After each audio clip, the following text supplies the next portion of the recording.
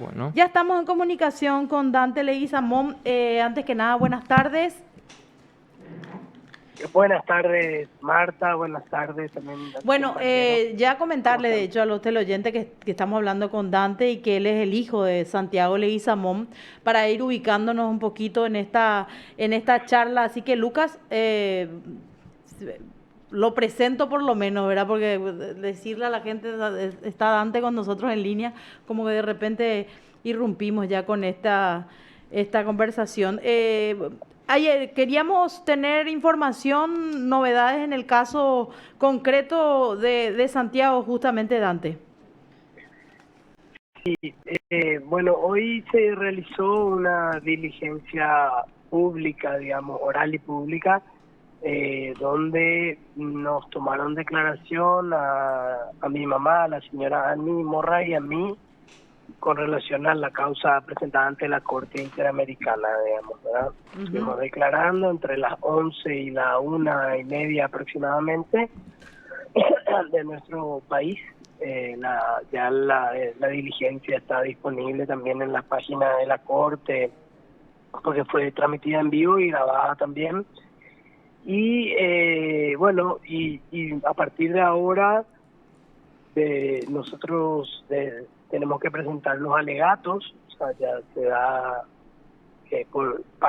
por concluida, digamos, el proceso de litigio, podríamos decir.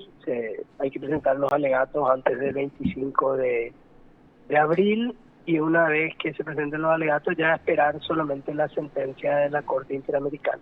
claro, en este caso, doctor, importante también recordar que el Estado había anunciado que se iba a allanar a esta demanda que plantearon, ¿no? Por eso es que podemos decir que el proceso es un poco más corto de lo habitual.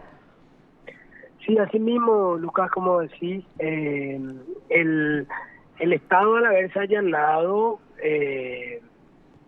digamos que cortó el debate, por decirlo de alguna manera. No se debate sobre los hechos en concreto, porque el Estado reconoce su responsabilidad internacional en el caso de las violaciones que nosotros estamos alegando, que son derecho a la vida, la libertad de expresión, el derecho a la justicia y protección judicial, y también relacionada a la integridad física de la familia, con relación a los 30 años de impunidad y las situaciones que se pasaron posterior al asesinato, ¿verdad?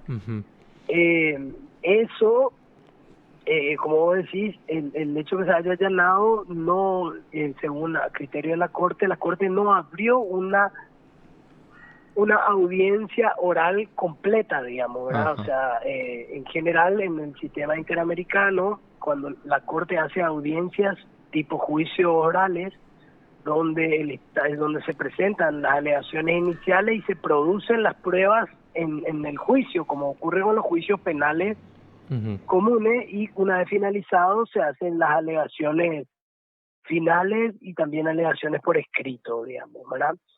Eso no ocurrió porque la Corte consideró que, al haberse allanado el Estado, consideraba que no era necesario abrir la audiencia completa, pero sin embargo consideró, a pedido de nuestra parte, por supuesto, que se abra la audiencia para tomar declaraciones testificales a las víctimas directas del hecho, ¿verdad? En este caso la señora Ani Morra y a mí, digamos, ¿verdad? Justamente, Esta sí, fue una decisión de la Corte también, sí, ¿verdad? doctor. Porque también mis hermanos, que son víctimas directas, estaban, pero la Corte decidió tomar esas dos declaraciones. Ujú. Ya, bueno, Y todas las otras declaraciones se enviaron por escribano público, discúlpame. Ah, claro, sí, continúa, doctor, te escuchamos. Que todas las otras declaraciones el día de ayer se realizaron ante escribano público, y ya hemos presentado todas las pruebas con relación al expediente, digamos, al caso.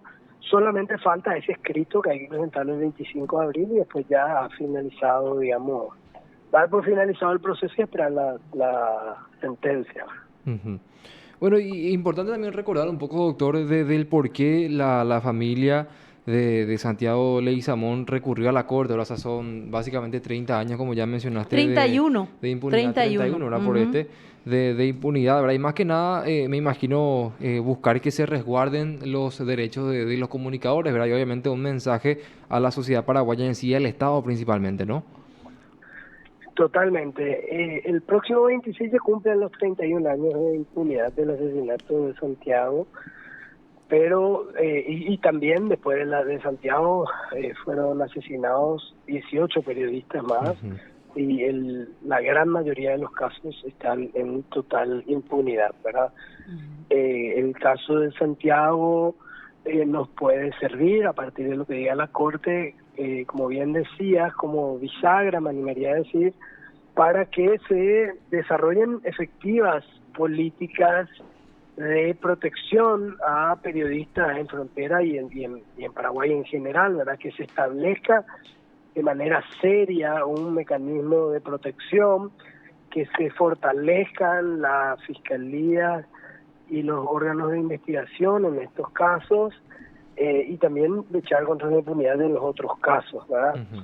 Entonces la intención de que este caso sirva y que la Corte ordene que el Estado desarrolle medidas de no repetición y medidas de no impunidad fundamentalmente, que son las que las que abarcarían esa situación.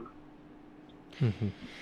Por supuesto, y totalmente comprensible. De hecho, a pesar de que obviamente en ese entonces teníamos otro sistema, en este caso judicial, prácticamente todavía no teníamos procesos encabezados, investigativos, encabezados por fiscales, y era totalmente otra estructura, por supuesto, Dante. No obstante, en el caso de él, y solamente ya para concluir, ¿verdad? Y agradecerte la amabilidad de compartir esto después de la audiencia de hoy.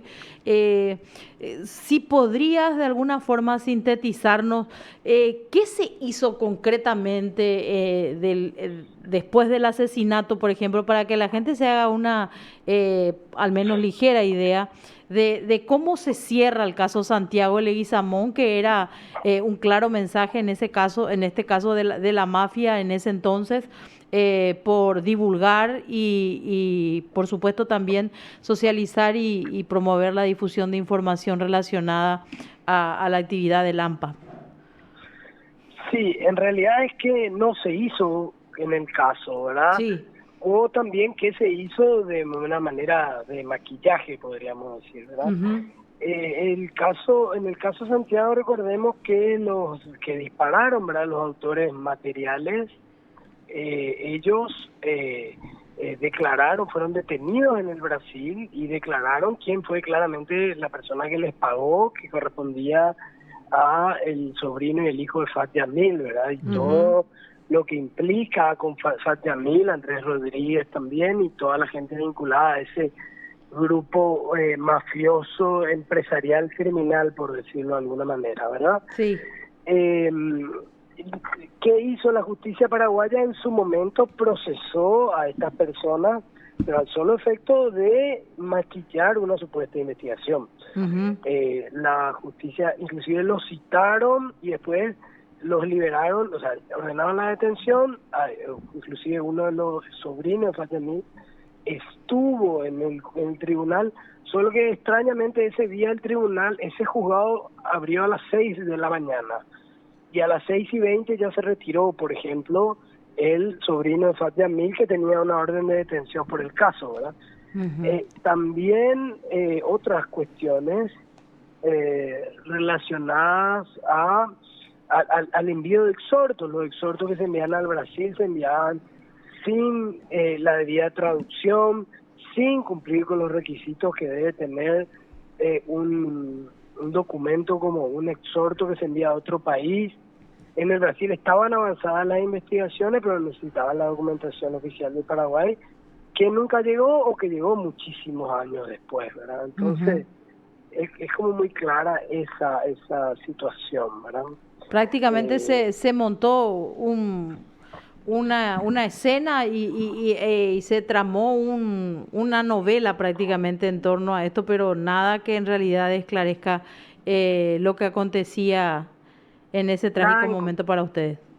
así mismo, nada en concreto. Es más, hay otras cosas que no figuran en el expediente, que por ejemplo la radio fue allanada ilegalmente y de donde se robaron un montón de información que tenía Santiago con relación a sus investigaciones, a su trabajo. O sea, la radio y allanada por militares, ¿verdad?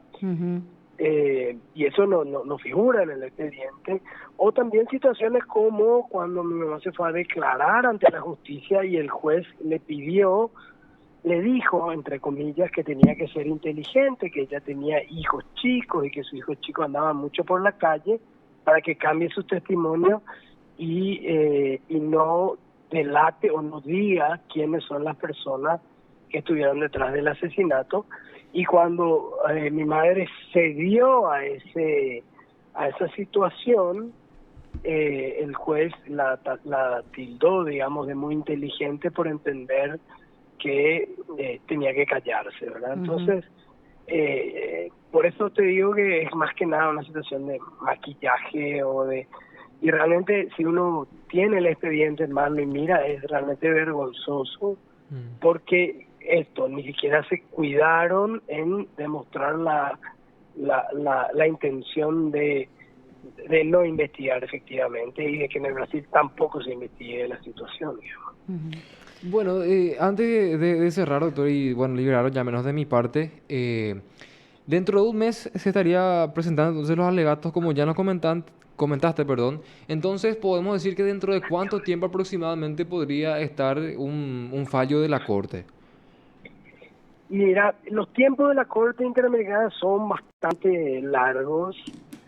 Yo diría que después del 25 de abril podría tardar un año, más la salida de la sentencia. Podemos tener en cuenta de que si hay un allanamiento por parte del Estado con relación a los hechos, Sí.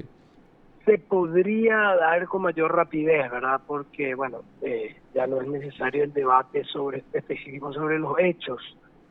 Pero no me animaría a decir que dentro de un año dentro del tiempo de un año se podría ya tener una sentencia.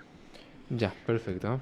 Bueno, Dante, te agradecemos mucho el tiempo y te repito entonces, te reitero en realidad que fuiste bastante amable por dispensarnos estos minutitos para conversar y repasar esto, que ojalá tenga por sobre todas las cosas el sentido que ustedes como familia le quieren dar a esto, ¿verdad? Y quieren dejarle un mensaje bien claro a la sociedad en torno al ejercicio y al respeto a la libertad y el ejercicio del periodismo.